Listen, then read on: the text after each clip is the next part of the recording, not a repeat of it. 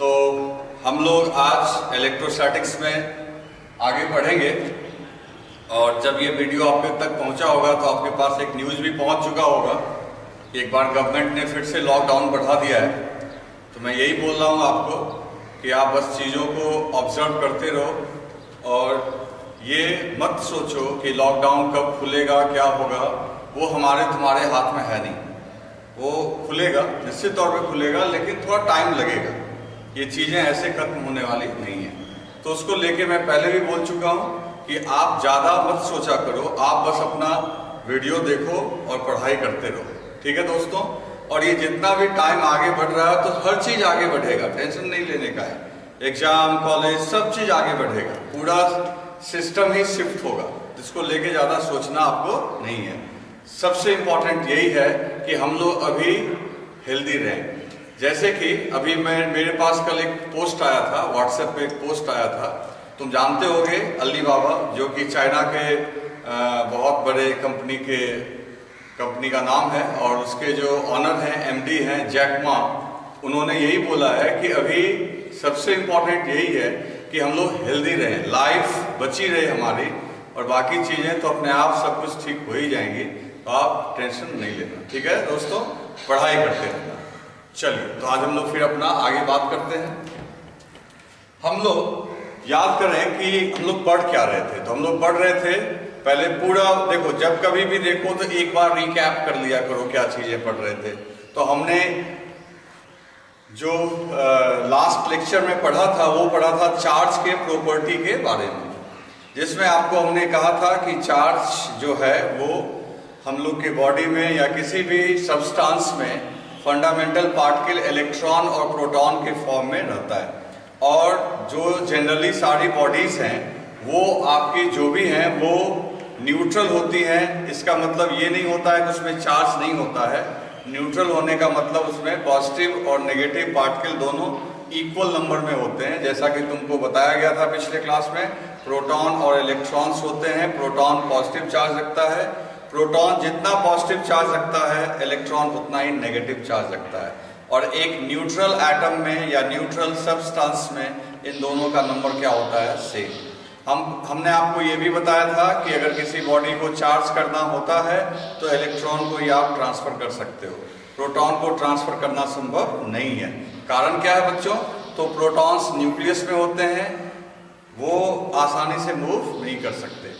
इसके अलावे लास्ट में और भी कई सारे पॉइंट्स बताया था जो आपको वीडियो में देखना होगा, अदरवाइज में पूरे को रिकैप करना संभव नहीं है।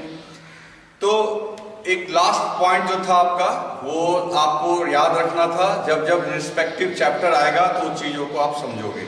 जैसे इस चैप्टर में चार्ज के इफेक्ट के बारे में जो मैंने एक टेबल बनाया था, उसमें बताया था कि चार्ज रेस्ट में होता है तो इलेक्ट्रिक फील्ड प्रोड्यूस कर सकता है। जब चार्ज मूव करेगा तो आपका मूवमेंट में क्या है कि कांस्टेंट वेलोसिटी से ही मूव कर सकता है, एक्सेलरेटेड मोशन भी कर सकता है। तो कांस्टेंट वेलोसिटी से चलेगा तो सिर्फ मैग्नेटिक फील्ड पैदा करेगा। जब मैग्नेटिज्म पढ़ेंगे तब इन चीज़ों को सीखेंगे। और वही चार्ज अगर मूव कर रहा है और एक्सेलरेशन के साथ मूव कर रहा है तो इलेक्ट्रोमैग्नेटिक वेव प्रोड्यूस कर सकता है। ठीक है बच्चों, ये सब चीज़ हमने पिछले क्लास में सीखा। अब देखो, इसमें अब हम लोग आखिरी दौर में पहुंच गए, चार्ज की प्रॉपर्टी की जहां तक बात है। तो सबसे लास्ट पॉइंट जो आज, इसके अलावा कंजर्वेशन भी आपको बताया था, आप ध्यान से देख लेंगे, वो पिछले वीडियो में बताया जा चुका है। आज जो मैं तुमको सबसे इंपॉर्टेंट चार्ज की जो प्रॉपर्टी है, क्वांटाइजेशन ऑफ चार्ज, ये बताऊंगा। इसके अलावा मैं चार्जिंग के मेथड्स को भी आज डील करूंगा। और इस तरीके से समझ लो कि इलेक्ट्रोस्टैटिक्स का इंट्रोडक्शन आज खत्म हो जाएगा। और तब हम लोग नेक्स्ट वीडियो से, यानी इलेक्ट्रोस्टैटिक्स के नेक्स्ट वीडियो से हम लोग इसके इम्पॉर्टेंट पार्ट पे पहुंच जाएंगे, जहां से न्यूमेरिकल भी शुरू होगा। जैसे कूलम्स लॉ बताएंगे आपको, इलेक्ट्रिक फोर्स के बारे में बताया जाएगा, इलेक्ट्रिक फील्ड। तो वो उसके बाद यहाँ तक समझो कि आज के लेक्चर तक इसका इंट्रोडक्शन ही चल रहा था। ओके बच्चों, तो आज हम लोग सीखेंगे क्वांटाइजेशन ऑफ चार्ज। ओके, तो आप हेडिंग दीजिए और ध्यान से सुनिए मैं अभी क्या बोलने वाला हूँ। ठीक है, तो बच्चों आज हम लोग सीखेंगे quantization of charge. Quantization of charge, तो क्वांटाइजेशन का मतलब क्या होता है, यहां तक पहुंचेंगे। पहले थोड़ा टाइम लिया जाए इसमें और ढंग से सीखा जाए। सारे लोग क्वांटाइजेशन क्वांटाइजेशन बोलते हैं, लेकिन आज आप थोड़ा ध्यान से सुनिए, मैं आपको क्वांटाइजेशन एक्सप्लेन कर दूंगा। देखो क्वांटाइजेशन क्या है। क्वांटाइजेशन जो टर्म है वो क्वांटा से बना हुआ है, क्वांटा। और क्वांटा का मतलब होता है पार्टिकुलेट, डिस्क्रीट, डिसकंटिन्यूअस। अब इन सब चीजों का मीनिंग क्या है वो जरा समझो। बहुत सिंपल सिंपल एग्जांपल से हम लोग इसको सीखते हैं। मान लो कि अगर कोई पूछे किसी क्लास में कितने सारे स्टूडेंट हैं, तो स्टूडेंट की संख्या मान लो या तो 50 होगी, 51 होगी, 52 होगी, 53 होगी, 54 होगी, या 46 होगा, 40 होगा। कभी भी ये जो नंबर वैरी करेगा ये एक इंटीग्रल मल्टीपल में वैरी करेगा। कहने का मतलब है कि 50 के बाद सीधा 51 होगा, और उसके बाद क्या होगा 52, या 50 से कम होने की बात होगी तो 49। मेरा कहने का मतलब है नंबर ऑफ स्टूडेंट इस होल नंबर में ही घूमेगा। मतलब कि हम ये नहीं, कोई टीचर ये दावा नहीं कर सकता है कि उसके क्लास में 50.5 स्टूडेंट हैं। ये गलत हो जाएगा। या तो 50 होगा या तो 51 होगा। इसके बीच की संख्या जो है, इसके बीच का number that is not allowed. 50 होगा नहीं तो 51 होगा, 51 होगा नहीं तो 52 होगा। तो इसका मतलब है ये 1 के मल्टीपल में चल रहा है, यानी किसी भी दो संख्या का मिनिमम गैप 1 होगा। एक से छोटा अंतर में ये संख्या बढ़ाई नहीं जा सकती है। तो मैं बोल सकता हूं इस चीज को कि जो नंबर ऑफ स्टूडेंट है क्लास में वो 1 का इंटीग्रल मल्टीपल है, यानी 1 के मल्टीप्लीकेशन में होगा। 1 को 40 से मल्टीप्लाई कर देंगे तो हो सकता है 40 स्टूडेंट हो, 1 को 42 से मल्टीप्लाई कर देंगे तो 42, मतलब पॉइंट में स्टूडेंट नहीं होगा। तो मेरा ये कहना है कि स्टूडेंट की जो संख्या है ये क्वांटाइज्ड है। क्वांटाइज्ड का मतलब हो गया कि ये लगातार नहीं है। देखो फिर तुम कंफ्यूज करोगे, कहोगे सर 40, 41, 42 यानी 40, 41, 42, 43, 44, 45 ये भी तो एक प्रकार से लगातार ही हो गया। नहीं, लगातार इसको नहीं बोलते। लगातार तब होता जब 40, 40.1, 40.2 या इवन उससे भी छोटा छोटा पार्ट में इसको डिवाइड कर सकते। तो दोस्तों, तो इसका मतलब ये है कि 40 के बाद सीधा या तो 41 होगा, और नहीं पसंद है तो 42 होगा। बीच की संख्या अलाउड नहीं है। तो जब चीजें ऐसी वैरी करती है तो हम उसको बोल सकते हैं कि ये क्वांटाइज्ड है। एक और एग्जांपल देखो, जैसे मान लो तुम दुकान में गए और तुमको फैन खरीदना है, पंखा खरीदना है। तो पंखा खरीदना है तो कितना पंखा खरीदोगे? या तो 2 पंखा खरीदोगे, या तो 3 खरीदोगे, या 4 खरीदोगे, या 5 खरीदोगे, या 6 खरीदोगे। तुम कभी नहीं बोल सकते उसको कि 2.5 फैन हमको दीजिए, वो नहीं हो सकता है। या तो 2 होगा नहीं तो 3 होगा। तो फिर देखो 1 का गैप है। लेकिन ऐसा नहीं है कि सारी क्वांटिटी जो है वो ऐसे ही वैरी करती है। मान लो तुम दुकान, उसी इलेक्ट्रीशियन की दुकान में गए और वायर खरीदना है तुमको, वायर, तार। तो तार की लंबाई तो कुछ भी हो सकती है, 4 सेंटीमीटर भी हो सकती है, 4 सेंटीमीटर से थोड़ा ज्यादा भी हो सकता है, 4.5 सेंटीमीटर भी हो सकता है, 4.6 सेंटीमीटर भी हो सकता है। इवन उसके बीच में भी अगर आपको मेजर करने वाला यूनिट है तो वो कर सकता है। तो सुनो, उसी दुकान में जहां तुम पंखा खरीदने के लिए जा रहे हो, जो पंखा है वो तुमको 1 के मल्टीपल में खरीदना पड़ रहा है, और तार जो है वो तुम जितनी मर्जी खरीद सकते हो। उसकी लंबाई के लिए कोई फिक्स नंबर नहीं है। कोई दुकान वाला ये नहीं बोलेगा कि मैं 1 मीटर दूंगा नहीं तो 2 मीटर दूंगा, ऐसा नहीं है। तुम 1.5 मीटर भी खरीद सकते हो। तो इसका मतलब वायर जो हो गया, वायर की जो लंबाई होगी दैट इज नॉट क्वांटाइज्ड। लेकिन पंखा जो हो गया वो क्या है? क्वांटाइज्ड। अब इसी तरीके से आपके दिमाग में यहां से कंफ्यूजन आएगा जो बहुत लोगों के दिमाग में आता है। आप सोच रहे होंगे कि अच्छा, इसका मतलब क्वांटाइजेशन का मतलब ये हुआ कि होल नंबर होना चाहिए। गलत, ये भी गलत। क्वांटाइजेशन का मतलब होल नंबर नहीं।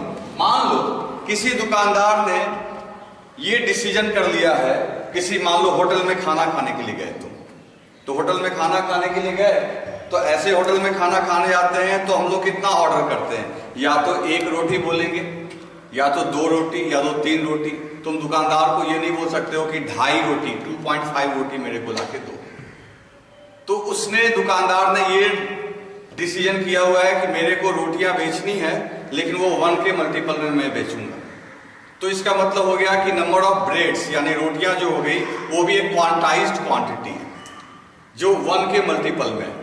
लेकिन फिर ये दुकानदार के ऊपर डिपेंड करता है, उसका जो ऑनर है उसके ऊपर डिपेंड करता है। अगर उसने ये सोच लिया कि मैं तुम्हें रोटियां दूंगा 1.5 के मल्टीपल में, 1.5 into 1, उसकी मर्जी है, वो जो चाहे कर सकता है।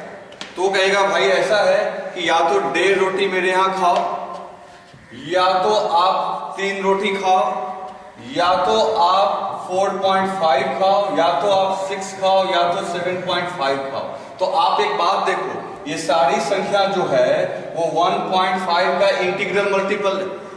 1.5 को 2 से मल्टीप्लाई किए तो 3 आया, 3 से मल्टीप्लाई किए तो 4.5 आया। इसका मतलब है कि अगर पूछेगा ये वेरिएशन कैसा वेरिएशन है, तो ये भी क्वांटाइज्ड है। तो अल्टीमेटली तुम एक बात समझ लो, क्वांटाइज्ड का मतलब होल नंबर नहीं होता है, क्वांटाइज्ड का मतलब होता है सर्टेन नंबर का इंटीग्रल मल्टीपल। जैसे अगर ये 1.5 की जगह 1 होता तो हम यहाँ पे लिखा होता 1 2 3 4 5, 1.5 लिखा हुआ है तो लिखा हुआ है 3 4.5 इसके मल्टीपल में। अगर ये 2 रहता तो 4 6 8 10। तो इसका मतलब ये है कि क्वांटाइजेशन का मतलब ये हुआ कि कोई भी संख्या जो होती है, कोई भी क्वांटिटी जो एक सर्टेन इंटीजर के, सर्टेन नंबर के इंटीग्रल मल्टीपल में वैरी करे तो उसको हम लोग बोलते हैं क्वांटाइज्ड। लगातार वेरिएशन नहीं होगा, एक गैप के बाद होगा। मतलब यहीं पे देख लो 1.5 है, 1.5 के बाद 3 है, 3 के बाद 4.5 है, 4.5, उसके बाद 6 है, तो बीच का गैप 1.5 का है। तो ये 1.5 का जो गैप हो गया हम बोलेंगे इसको क्वांटाइज्ड। तो ये हो गया क्वांटाइजेशन का डेफिनेशन। सवाल है कि ये हमारे लिए किस काम का है, तो मैं इसको अभी एक्सप्लेन कर देता हूं कि क्वांटाइजेशन ऑफ चार्ज हमारे लिए किस। तो बच्चों अब देखो क्वांटाइजेशन ऑफ चार्ज का मतलब तुम्हें मैं समझाता हूं यहाँ पे हम लोग के लिए कैसे एप्लीकेबल है। मान लो एक बॉडी है हमारे पास न्यूट्रल। अब न्यूट्रल बॉडी है तो दोस्तों इसमें प्रोटॉन्स भी होंगे और इलेक्ट्रॉन्स भी होंगे। तो तुम जानते हो प्रोटॉन्स के ऊपर जो चार्ज होता है +1.6 × 10⁻⁻19 कूलम, और जो इलेक्ट्रॉन्स के ऊपर होता है वो होता है -1.6 × 10⁻⁻19 कूलम। इस चार्ज को +E भी बोलते हैं। ये E एक कांस्टेंट हो गया, E फॉर इलेक्ट्रॉन मत समझ जाना, E एक कांस्टेंट है और उस कांस्टेंट का वैल्यू होता है 1.6 × 10⁻⁻19। ध्यान रखो E मतलब इलेक्ट्रॉन नहीं, E का मतलब ये हो गया। अब इसके ऊपर इतना प्लस है इसलिए इसके ऊपर +E, और इलेक्ट्रॉन के ऊपर इतना ही नेगेटिव है तो आप बोल सकते हो माइनस। अब ये बॉडी न्यूट्रल है, ध्यान से सुनते रहना, ये सिंपल एग्जांपल से ही आपको क्वांटाइजेशन समझ में आ जाएगा। आप देखते जाओ, ये न्यूट्रल बॉडी है, इसने कहा मेरे को चार्ज कर दो, तो हमने कहा ठीक है चार्ज कर देते हैं, तुमको कोई दिक्कत नहीं। फिर इसको पूछे कि कैसा चार्ज लेना चाहते हो, तो इसने कहा मेरे को पॉजिटिवली चार्ज कर दो।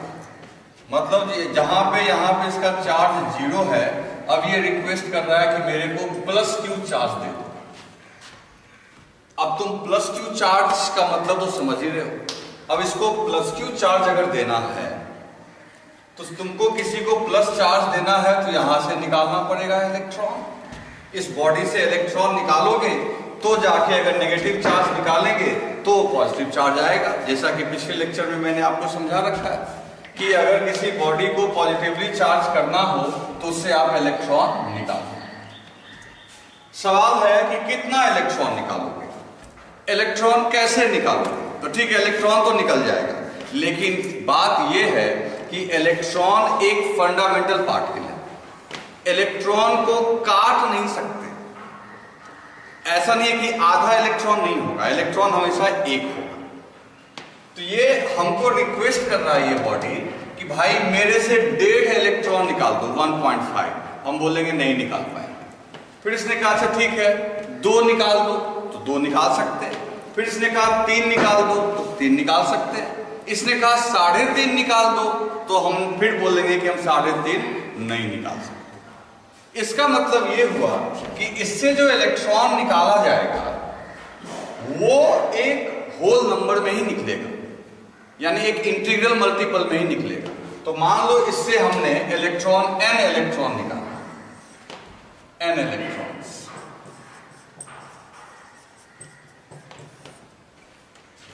इससे n इलेक्ट्रॉन्स निकाल दिया, तो ऑटोमेटिकली इसके ऊपर जो ये चार्ज आया, जो कि प्लस चार्ज होगा, उसकी वैल्यू कितनी होगी?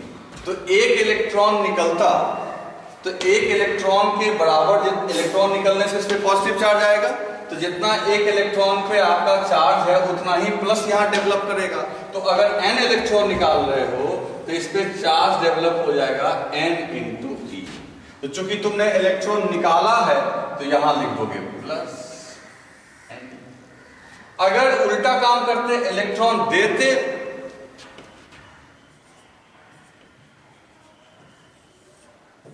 if electron is given, अगर इलेक्ट्रॉन आप देते तो यही चार्ज हो जाता Q equal to minus n into E, जहां E आपका 1.6 होता है। तो अब एक बात देखो, किसी बॉडी पे जो चार्ज आएगा वो या तो प्लस n ही होगा या तो माइनस n ही होगा। प्लस n ही तब होगा जब इलेक्ट्रॉन निकालोगे, माइनस n ही तब होगा जब इलेक्ट्रॉन दोगे। जिसका मतलब है कि किसी बॉडी के ऊपर जो चार्ज की जो मात्रा होगी वो प्लस माइनस n ही के बराबर होगी। हमने यहाँ पे इसको जनरल कर दिया, प्लस माइनस दोनों लिख दिया। इसका मतलब है कि इलेक्ट्रॉन देने वाला भी कंडीशन लिख दिया, इलेक्ट्रॉन निकालने वाला भी कंडीशन लिख दिया। इसका मतलब किसी बॉडी पे जो चार्ज होगा वो E यानी 1.6 के इंटीग्रल मल्टीपल, जहां n क्या हो सकता है? तो n हो सकता है 1 electron, 2 electron, 3 electron, 4 electron, dot dot dot. इसका मतलब किसी बॉडी पे कितना चार्ज हो सकता है? या तो प्लस माइनस E हो सकता है, या प्लस माइनस 2E हो सकता है, या प्लस माइनस 3E हो सकता है, या प्लस माइनस 4E हो सकता है। तो ये जो चार्ज तुम देख रहे हो किसी बॉडी के ऊपर, या तो E हुआ, या तो 2E हुआ, या तो 3E हुआ, बीच का संख्या नहीं हो सकता है। 1.5 इलेक्ट्रॉन किसी से तुम नहीं निकाल सकते हो। तो वही जो पंखा वाली बात हो गई कि किसी बॉडी के ऊपर या तो E के बराबर चार्ज होगा, या तो प्लस 2E के बराबर होगा, या तो प्लस माइनस 3 के बराबर होगा, या तो प्लस माइनस 4E के बराबर होगा। तो ये जो चार्ज का मैग्नीट्यूड वैरी कर रहा है, इसी को हम लोग बोलते हैं क्वांटाइजेशन ऑफ चार्ज। समझ गए बच्चों? तो this is called quantization of charge. तो इसका मतलब है कि अब इसको स्टेटमेंट के रूप में कैसे लिखा जाए, तो पहले आप इसको राइट डाउन कर लीजिए एक बार वीडियो पॉज करके। अब मैं इस स्टेटमेंट को लिखा देता हूं, ठीक है?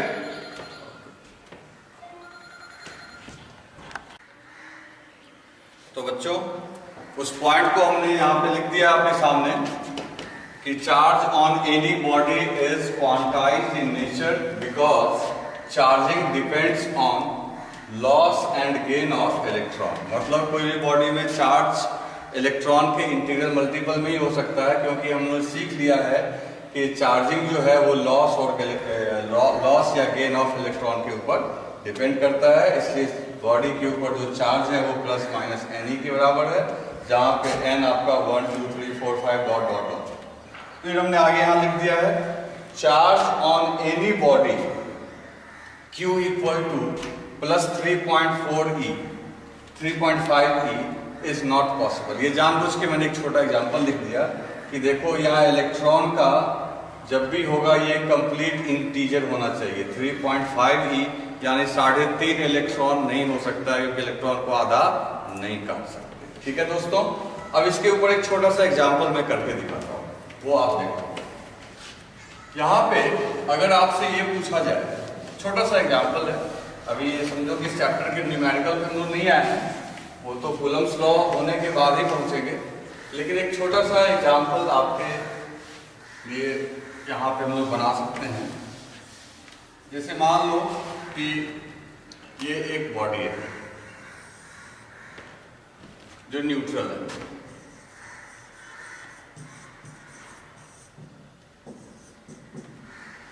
अब इसको मेरे को पॉजिटिवली चार्ज कर देना है, मतलब अब इसका चार्ज जो है मैंने मान लिया है +3.2 माइक्रोकूलम। ध्यान, माइक्रोकूलम को लेके ज्यादा चौंकने वाली बात नहीं है। माइक्रोकूलम क्या होता है? तो 1 microcoulomb means 10⁻⁻6 coulomb. 1 nano coulomb equal to 10⁻⁹ coulomb. ये सब आप याद रखना। ध्यान दो, वापस आ जाओ। एक न्यूट्रल बॉडी है, इसको चार्ज करना है, और चार्ज जो है हमारा कितना है? +3.2 माइक्रोकूलम। तो सवाल ये है कि न्यूट्रल बॉडी से पॉजिटिवली चार्ज करना है तो निकालना पड़ेगा electrons.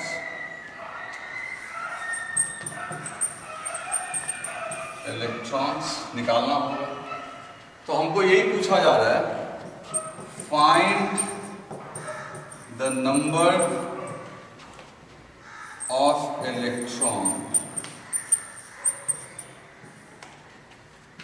That must be extracted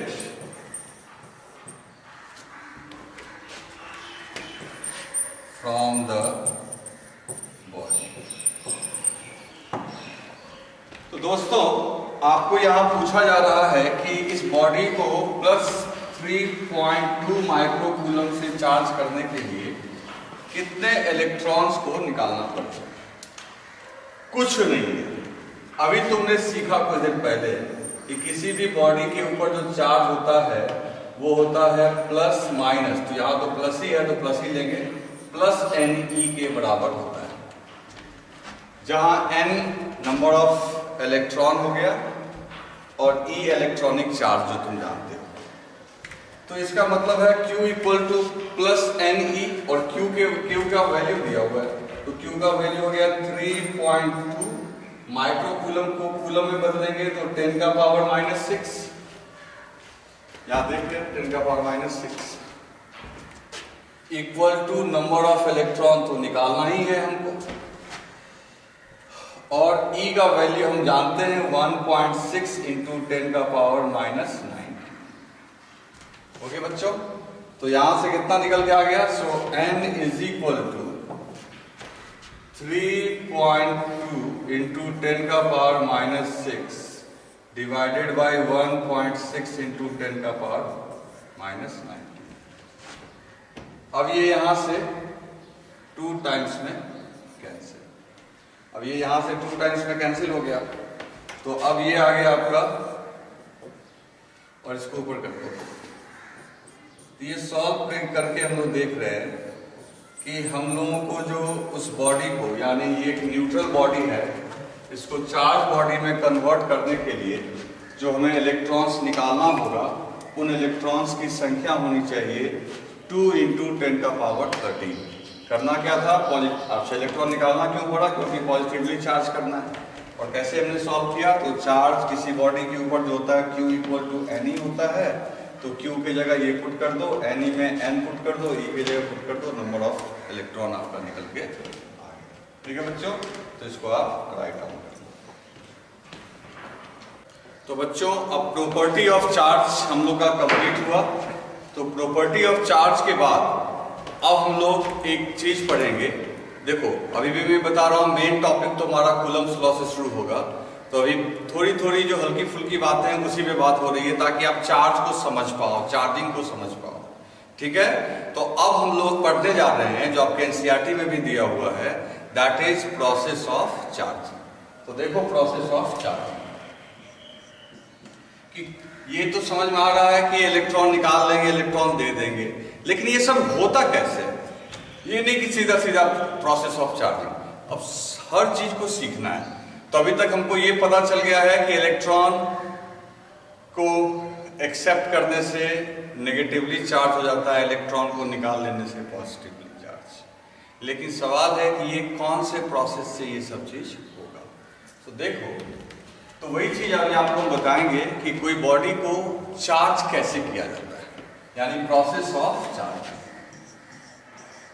process of